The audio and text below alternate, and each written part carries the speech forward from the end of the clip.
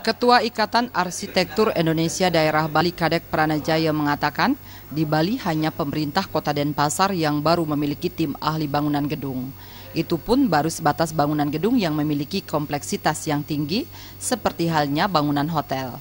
Untuk itu ke depan produk undang-undang terkait jasa konstruksi harus secepatnya dijalankan, diawali pembentukan tim ahli bangunan gedung di seluruh kabupaten di Bali.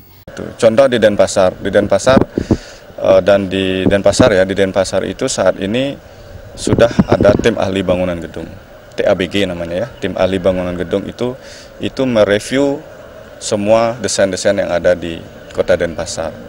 Jadi filternya ada di sana gitu. Jadi filternya ada di sana. Siapa yang berpraktek di daerah Bali atau khususnya di Denpasar, dia harus melalui filter ini. Namun saat ini masih pada bangunan-bangunan tertentu. Alumnus Fakultas Teknik tahun 1999 ini menambahkan, ke depan keberadaan tim ahli bangunan gedung harus semakin ditingkatkan. Tidak hanya terbatas pada bangunan besar saja, namun juga harus menata berbagai bangunan sesuai bentuk dan fungsinya. Suteja dan Indra Wijaya, Bali TV.